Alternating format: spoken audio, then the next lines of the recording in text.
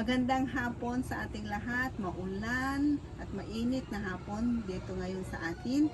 Ang topic naman natin ngayon ay tungkol sa Syngonium at siguro guys, pagkatapos nito, vlog na ito ay magugustuhan nyo na ang pag-aalaga ng Syngonium. Hindi naman ito mahirap alagaan at medyo mura lang ang mga price nila. Ito ay nag-originate sa Central at Southern America at sa part of India. Ito ay mga indoor plants, pwede ring outdoor. Ito ay ginagawang accent, pagdekorasyon po sa mga gardens ninyo. Pwede silang climbing, pwede rin sila na ganito lang, nakapat lang. Tapos pwede rin sila na gagpagapangin lang sila sa wall. Hindi naman sila maselan at ito ay nangangailangan lang ng low to medium light. Paano pa natin malalaman kung ito ay low, medium, or bright light? Ang low light ay talagang medyo madilim na yun mga nilalagay lang natin sa mga ilalim ng hagdan natin, ganun sa corner ng rooms natin na hindi masyadong nakakasagap ng light. Yung medium naman ay ito yung mga nilalagay natin doon sa mga hallway natin o doon naman sa mga part ng door natin o tsaka sa mga windows na may mga nakukuha na lights.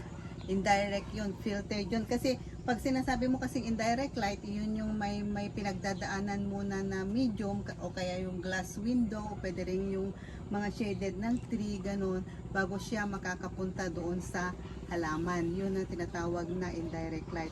Yung bright light naman na indirect, yun yung mga nandun lang sila sa shade ng tree, doon sa mga ports ninyo, ganun sa labas ng bahay. Yun yung mga, o kaya doon sa mga windows nyo na talagang exposed siya sa araw na walang nakaharang kundi yung glass tsaka yung screen lang ng windows tsaka doors nyo. Yun ang tinatawag na bright light. Paano malalaman na bright light na siya? Dahil ito yung nagpo-produce na siya ng shadow. Kung ito ay itatapat mo siya sa wall, may mga shadow na napoproduce na yung halaman. Yun na yung sinasawag na bright indirect light. Ngayon, paano naman yung fertilizer nito? Hindi naman kailangan ng maraming fertilizer ito guys. Ang para sa akin yung experience ko, hindi ako naglalagay ng masyadong fertilizer. Basta sufficient lang yung nutrients ng soil pag ito ay tinanim mo na. Kagaya pag nagre-repat na ako, kailangan na nilalagyan ko yung soil ko ng cow dung o kaya chicken manure, pwede rin yung sa rabbit at saka yung vermicast. Yun ang nilalagay ko. Nilalagyan ko rin siya ng compost. Ang soil mixture ko dito, naglalagay ako ng rice hull, naglalagay din ako yung coco cubes, tsaka yung compost o kaya yung garden soil. Yun lang ang palagi kong nilalagay sa aking mixture. Ang propagation ko naman dito, through cuttings. Kagaya nito, kailangan na nitong makat kasi may mga aerial roots na siya. Ito, ikakat mo lang siya. Pero dapat, kaya ako naka-gloves kasi i-demonstrate ko sa inyo kung saan ka dapat mag-cut. Yun ang dapat na i-plant mo. Ito yung dalawang nodes. Ito yung may pinagkabitan na ng ugat na dalawa. Ang ikakat mo ay yung between ng dalawang nodes. Internode ang tinatawag dito. Dito ka magkakat, ganyan. Ito ikakat ko na siya. Dito ka magkakat in between. Yan. Yan lang ginagawa ko. And then, ayan, ang mga dahon na yon. Yan. Ito ang nakuha. Ito, pwede mo na itong i-propagate. Ang mostly na ginagawa ko, dinadirect ko na ito tinatanim sa lupa. Yung iba naman, mino-water propagate nila. Yung water propagation nito, mabilis lang. Nag-uugat ka agad ito. Hindi naman siya maselan. Pinapalit-palitan mo lang yung tubig para hindi naman siya bahayan ng kiti-kiti. Pwede siyang kagaya siya ng lucky bamboo na kahit doon na lang siya sa tubig dadami na siya ng ugat niya. Re-repat mo na lang siya. Kung dadami ng ugat, ililipat mo na lang siya sa mas malaking jar. Kung kailangan mo yung forever na naka-water propagate lang siya. Ganon. Tapos, lumalaki na lang siya din doon. Nagbubushi na lang siya. Ang kailangan mong gawin para gusto mo maging ganito, yung itsura niya, magiging bushy, kailangan mo siyang triman. Yun, kagaya nun, i-cut-cut mo siya. Pag may mga aerial roots, i-cut-cut mo na siya. Lalo pag summer, yun ang pinakamagandang time para yun ay magiging bushy na siya. Tapos, pagka pwede mo rin siyang gagawan na steak. Yun, gagawa ka ng steak para tatayo siya ng ganyan, gagawa ka ng moss pole o kaya yung sa coconut pole na lang, pwede ka rin naman gumawa ng ganun sarili mo para hindi ka naman masyadong mamahalan, wag ka nang bumili kasi dito sa amin maraming coconut husk, maraming nyug kasi dito sa paligid namin, kaya kung minsan dito na lang gumagawa na lang kami o kaya nagpapagawa na lang ako dun sa kakilala ko na gumagawa. Yun, pwede mo lagyan ito, stick mo, kagaya ng ginawa dito itong mga to naka-pole na sila habang tumataas. Yan ang mostly ginagawa ko. Kasi nagka-climb talaga sila May tendency sila na mag-climb. Kagaya nito Yan, naka-moss pole na sila. Tapos ito naman, inattach na niya yung sarili niya sa wall. Ayun, nag-root na siya dito, masyado na siyang mataas. Yan. Kaya maganda siya talagang accent ng wall. Kasi talagang pataas at pataas siya. Yan. Meron naman yung bushy lang. Kagaya nito hindi ito na triman ito kaya hindi pa siya masyadong umaakyat.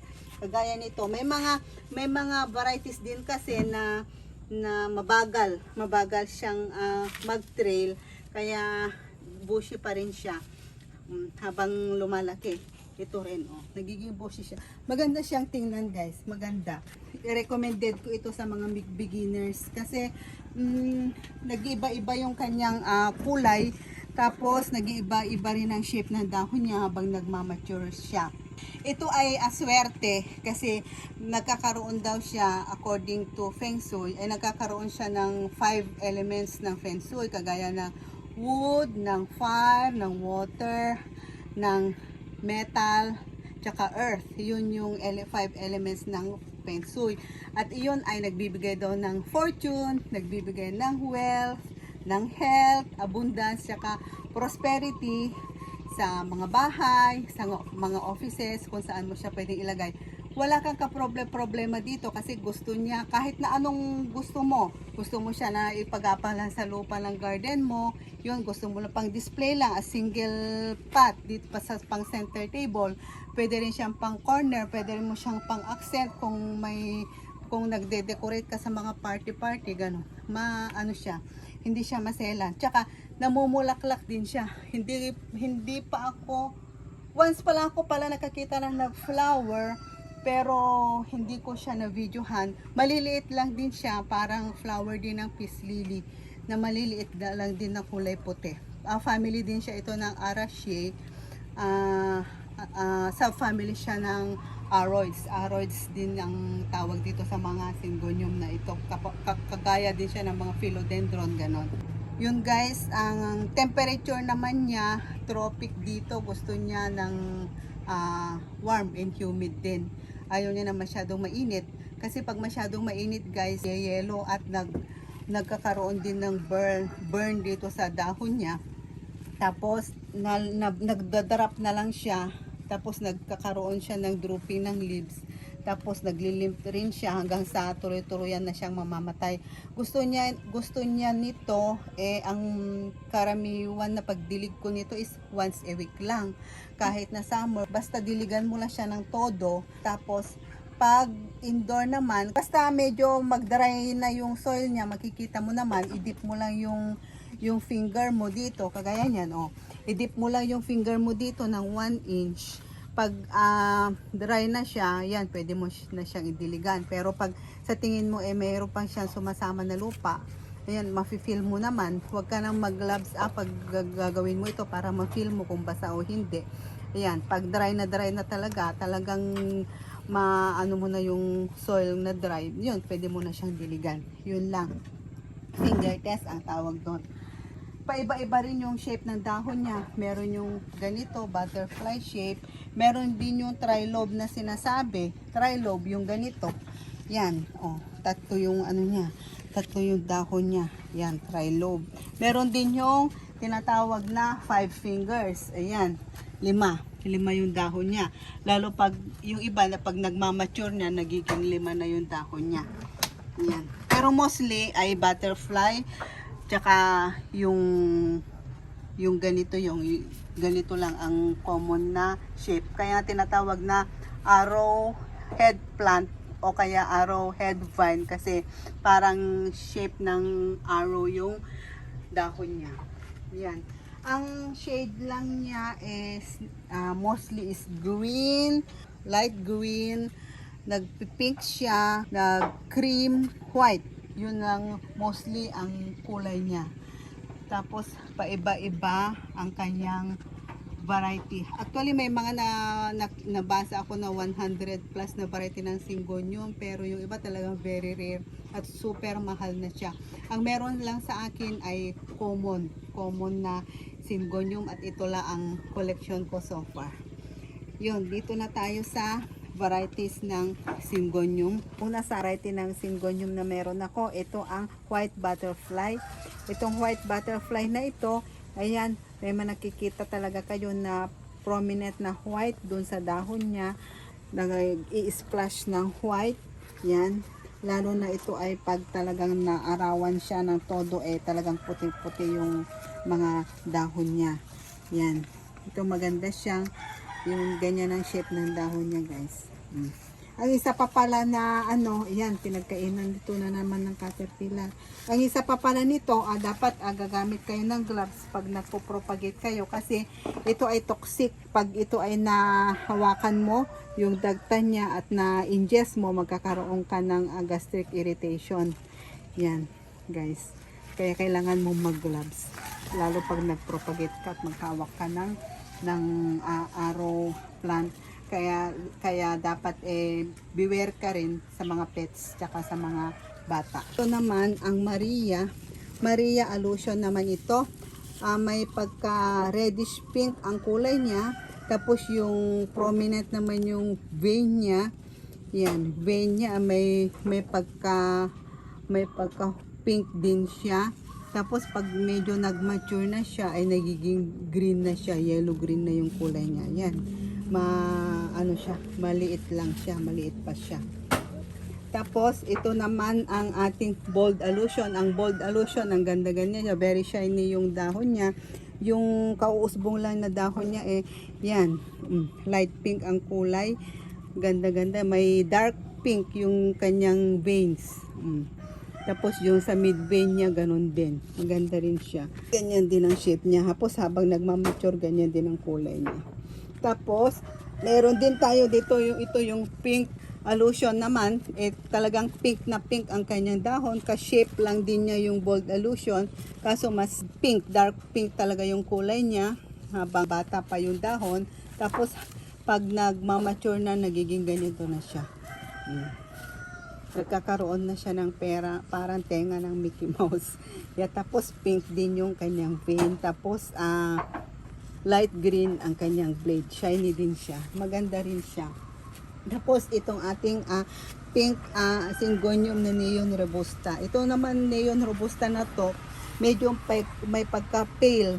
Pale ang kanyang kulay na pagka pink. I-compare mo dito sa pink allusion natin. Pareho siya ng shape ng leaf. Yun nga lang, kagaya ng sabi ko, mas pale yung kulay niya. Tapos nagiging cream yung kulay niya pag ito ay nag-mature na yung dahon niya. Yan. Ito yung nag-unfur, yung likod niya is green, tapos magpipink din siya. Ito naman, yung hindi pa na-unfur, yan, light green ang kulay niya. Compare mo dito, mas green yung isa. Ito light green. Yan. Dito. Tapos, meron tayo dito, ito naman ang green emerald na sinasabi. Green emerald is kulay green talaga siya na maliliit. Ganyan ang kulay niya. Mas distinct yung pagkaputi niya dito sa gitna. Tapos may splashes siya ng puti sa gitna. Tapos green na green talaga. Dark green yung gilid niya. Ito, ang shape niya pag maliliit pa. Tapos pag lumalaki na, nagiging ganito na yung kulay niya. Distinct talaga yung green color niya. Meron pa yung iba na parang ang itsura niya parang neglectum na plain na green. parehas siya ng shape, kaso nga lang mas maliit siya. Pero habang tumatagal, nagkakaroon din siya ng puti dun sa gitna. Yan. May plain na green. Siguro hindi ito naarawan masyado, kaya nagka-green yan. Green. Tapos, ito naman, ang ating Syngonium angustum. Ito yung original na angustum. Meron din ito, yung ganyan ang shape niya. Tapos, meron yung light green dito sa gitna niya. Light green na pagkaputi dito sa gitna niya. Yan. I-compare mo doon sa Little Star. Meron tayo dito. Little Star naman ito. Parang ganun din yung shape niya. Pero ito naman is maliliit. Kaya tinawag siguro siya na Little Star. Maliliit siya. At wala siyang, ito sa akin, wala siyang variegation. Wala siyang white splash dito sa gitna. Yung iba na nakita ko, meron. Ito naman parang ewan ko ano nangyari dito, parang nag-variegate naman na siya. Nakakasama lang siguro ito sa Tapos nagiging light green siya pag immature pa siya. Immature yung dahon niya. Yan. Kapag kakaiba nila, mas manipis siya na mas slender yung dahon niya. I-compare mo dun sa isa. Ito naman ang aking golden allusion. Itong golden allusion na to, ang ganda-ganda. Laki-laki ng dahon niya. Tingnan nyo, talagang golden ang kulay niya. Very shiny pa. Tapos ang laki ng dahon. Tapos ito may mga white splashes din siya, mga veins niya. Parang nagva-variegate siya. Pero maganda siya. Gustong-gusto ko ito kasi kahit malayo ka, kitang-kita talaga yung pagka-green niya. Ang ganda. Tapos ito naman ang batik na tinatawag, Syngonium batik. Ito favorite ko ito kasi ayan, ang ganda ng pattern niya very symmetrical. Tapos yan, kitang-kita talaga yung kanyang vein na talagang puti siya. Lahat all throughout, tapos nakikita yung margin dun sa edge niya. Ang ganda. Ang ganda ng borda niya. Yung dahon niya. Tapos nagla-light itong nasa baba, nagla-light, nag-iiba yung kulay niya. Meron din itong light green. Ganda siya, na very shiny. Tapos meron din naman ito na konti lang yung kanyang pattern. Siguro ito dahil hindi masyado siguro ito nainitan, kaya ganyan ang kulay niya.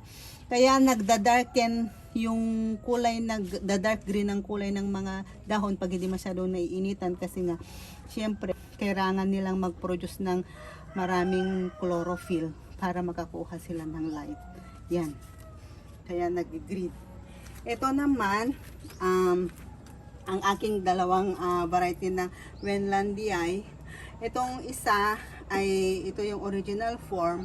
Maganda ito, velvety. Pareho silang velvety ang ng texture. Ito nga lang kasi mas makapal. Tapos ayan, meron siyang dito sa mid rib niya, may white na line. Dito sa mid rib, yan, ganyan.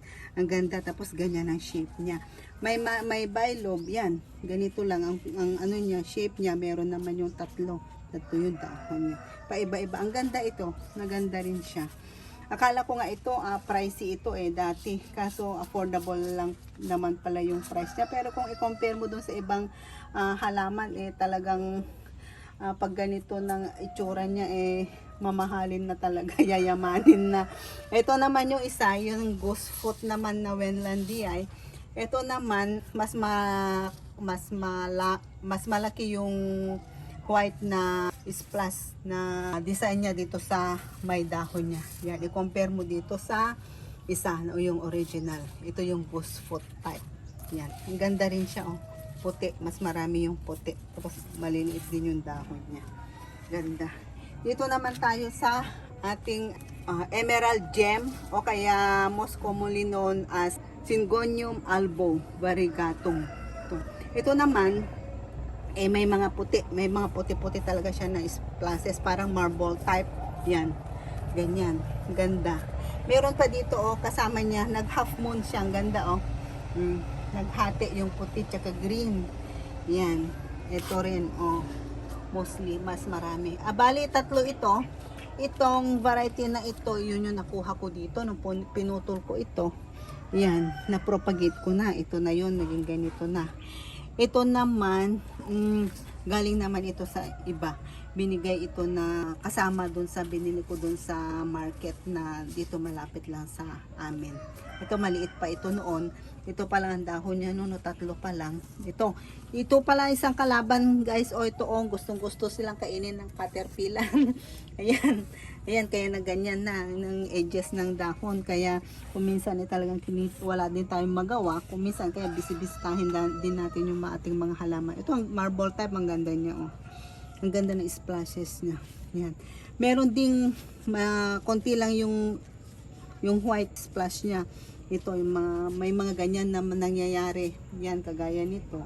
Yan, ito, ganyan din. Pero by and by magkakaroon na naman siya ng mga white spots na marami. Kasi tingnan mo itong kanyang stem. Yan. Ito kasi green. Tapos ito nag-variegate na naman siya. Mandali lang din siyang alagaan.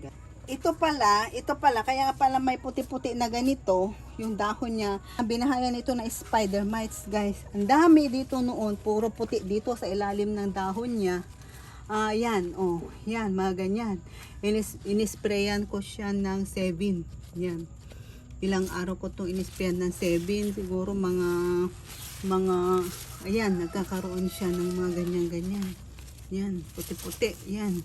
Kasi ito nakatago lang kasi dito noon, hindi masyadong nahahanginan, hindi may mga binahayan ng spider siguro to kaya nagkaroon ng spider mites. Pero naayos naman na siya, healthy na siya ngayon. Ito katabi niya noon, lahat sila noon inispray-sprayan ko at nawala naman siya guys, awa ng Diyos. Ito naman ang pink splash. Ganda May kakaroon siya ng splashes na green at saka pink. Actually, dalawa lang ang kulay nito. Yan. Ang ganda-ganda nito. Stunning din ang beauty nito. Nagiging ganito, bali tatlo ito Ito yung mature form. Naging ganyan na ang kulay niya. Ayan. Ganyan. Tapos, ito naman yung intermediate form. Naging tatlo yung dahon niya na ganyan. Ang ganda-ganda niya. Tapos, ito naman yung young form. Ito kasi pinagputulan ko ito. Pinutol ko ito dito, nilagay ko ito kaya ito nag-ano na siya. Yan. Kailangan na naman siya ng tugtungan ito guys. Kasi maiksi na nilampasan na niya ang kanyang pole. Ito kaya ito ay bagong usbong na ito. Ayan. Kaya ganito ang shape ng dahon niya. Ito young na version ito. Kaya kung titingnan mo halos akala mo magkakaiba yung variety pero iisa lang ito guys, isa lang. Pag depende sa stage ng kanyang buhay, nagkakaiba yung mga pattern ng dahon niya, ng shape ng dahon niya. Ito naman ang tri-leaf wonder na sinasabi. Itong tri-leaf wonder, ang ganda rin siya. Ganito yung dahon niya.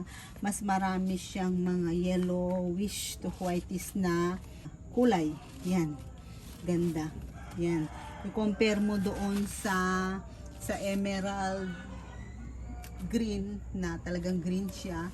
Tapos ito naman talagang may pagka-lighter ang kulay. Maganda siya guys. Tapos ito yung young na variety. Maganda siya. Tri-leaf wonder. Ito naman ang Christmas holiday syngonium. Yan. Paiba-iba yung kulay niya. May white, may green. Yan. Yung splash niya paiba-iba. Maliliit lang yung dahon. Yan. Tira na naman siya ng caterpillar. Yan. Kaya butas-butas na naman. Actually, marami ito noon kaso nagsimatayan na yung iba namatay. Napabayaan ko lang ito kasi nandun siya sa gilid. Hindi ko ito nakita. Kaya nung nakita ko nagganyan na. At least na-revive ko naman siya. Ito naman ang bold allusion. Kagaya nung isa kanina na pinakita ko dun sa table. Yan. Ito yung ating trailing na bold allusion. Yan. Naka-attach na sila sa pole. Yan. Ang ganda na siya. Nag-iiba-iba yung dahon niya, yung bagong usbong pa lang, nagiging ganyan. Tapos habang nagtatagal na siya, ganito, ganyan. Tapos yun na yung mga mature. Yan. Green na. Green. Ito naman ang isa sa favorite ko, itong Three Kings. Itong Three Kings, hindi ko lang alam kung bakit tinawag itong Three Kings. Ayan, ganito ang kulay niya. Maganda siya, ang ganda pati ng arrow leaf niya, tapos yung pattern niya. Para kasing rough yung dahon niya. Yan, para naka-emboss yung kanyang design. Yan, ganda yan, napuno. Ganda guys, Three Kings ang tawag dito. Slow grower lang kasi ito. Matagal na ito sa akin pero ganyan pa lang ang tinutubo niya. Ito naman ang ating moonshine. Ang moonshine natin naman is puting-puti. Yan. Lalo pag naarawan siya ay maputi siya. Bushy rin ito pero nagtitrail din siya. Ayan Ayan. Marami na rin siyang mga roots dito aerial roots. Pwede na rin siyang i-propagate. Nakakuha na actually ako dito. Ito yon, maliit pa. Yan, nakapropagate na ako. Ito siya. Hindi siya halos nagbabago yung kulay ng dahon niya. Ganyan lang. Tsaka ganyan lang din kaliliit yung dahon niya. Ganito lang ang pinakamalaki. Tapos, ito naman ang ating berry allusion. Itong berry allusion naman, yan, may pink din siya dito sa may vine, pero mas marami siya yung green, pagka-green, creamy green na design. Yan, ganito. Yan creamy green talaga siya. Mas green siya compared mo dito sa bold allusion. Ito ang berry allusion. At ito naman ang ating strawberry ice. Itong strawberry ice ko guys, marami ito noon. Kaso nga lang yung iba, hindi na ako binigyan ng variegation. Ito na lang, mga ganyan, mga splashes na puti. Tapos may mga splashes na pinkish, yan sa gilid-gilid ng dahon. Maganda ito noon guys, kaso yan, medyo napabayaan ko rin siya. Tapos nagka-curling na yung kanyang dahon. Tapos na-search ko pag curling yung dahon, deficient daw siya sa nutrients. Kaya siguro, kailangan din ito i-fertilize. Lalagyan ko ito ng rabbit manure. Yun ang marami tayo. Tsaka vermicast. Para lalo siya lalago. Ayan. Pero ang lago-lago niya. Dami niyan dahon. Pero ganyan. Hindi maganda yung pinapakita niya sa akin. Pero love na love ko ito kasi mabilis siyang dumami. Ayan. Ang ganda Ang tibay-tibay ng dahon niya Yan. Yan ang kanyang mga splashes. Dami. Kailangan na rin itong i-propagate guys. Tingnan nyo. Kailangan marami nang makukuha dito na cuttings. At tapos, ang ating chiapense. Itong chiapense, ang bilis-bilis nitong dumami. Ang bilis-bilis tumangkad. Marami na rin ako na-propagate dito. Nakat ko na ito dati kasi nilampasan na niya itong pole niya Pinalitan ko nga itong pole actually. Ayan pala. Ito yung original na pole niya. Ito yung original na pole niya. Tapos hanggang dito lang. Tapos nung nilampasan na niya ito, kinat ko siya. Nasaan ang pinagkatan ko dito. Basta kinat ko siya dito sa part na ito. Yan. Kinat ko siya dito. Ayan, nag-usbong na. Marami na siyang mga stem. 1, 2, 3. Naging 4 na. Naging 4 na to yung stem niya ngayon. Ang muntik na naman niyang malampasan itong pole niya. Yan. Bilis-bilis dumami. Dami niyang dahon. Inilagay ko ito guys doon sa loob.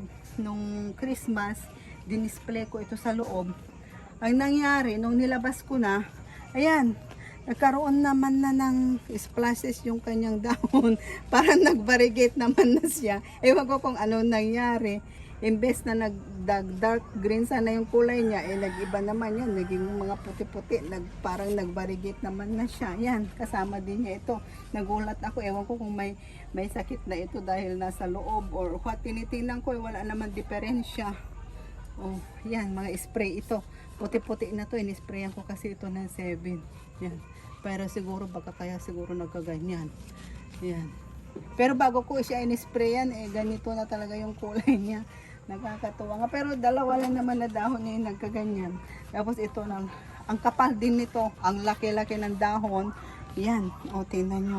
Ang ganda-ganda Ang ganda-ganda ng dahon niya pag bagong usbong. Ang linis-linis. Walang kaproblema dito. Parang leatherette yung dahon niya. Yan. Ayan guys. Yan lang lahat ang aking Syngonium.